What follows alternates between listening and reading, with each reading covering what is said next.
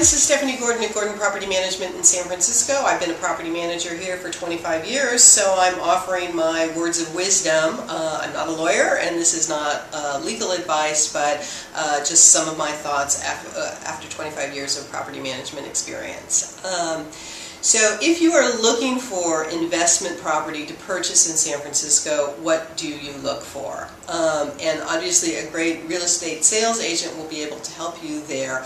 But one of the things to look for once you've identified a property that you like, in terms of reviewing paperwork and whatnot, is look at the lease agreements. Look at the lease agreements carefully.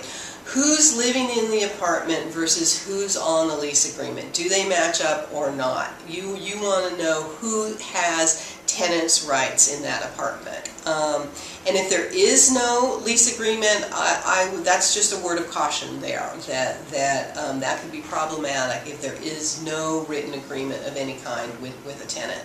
So you could try and push your landlord to get the tenant to put something in writing, but chances are you won't get it.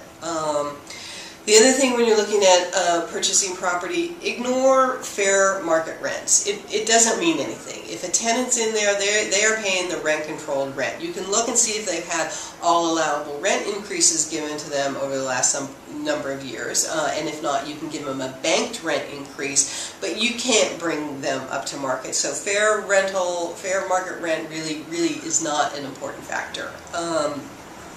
The other thing is look at long-term tenants. If you've got tenants in there that have been there for 10 or 15 years, chances are they're going to be there for the rest of their lives.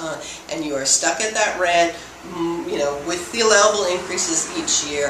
And if they're difficult tenants, if they're mean or nasty or have mental health problems or other problems, they're going to be there and there's nothing you're going to be able to do about it. So be cautious about that. The other thing that's important to ask for is get copies of all bills for the last 2 years, or get permission from the seller to go directly to PG&E or the water company or the garbage company and get those records. If you ever want to do a capital improvement pass-through or an operating and maintenance pass-through, you will need those records. So, copies of all bills for the last 2 years is something important to ask for. If you have any questions, feel free to give me a call. This is Stephanie Gordon at Gordon Property Management. Thank you.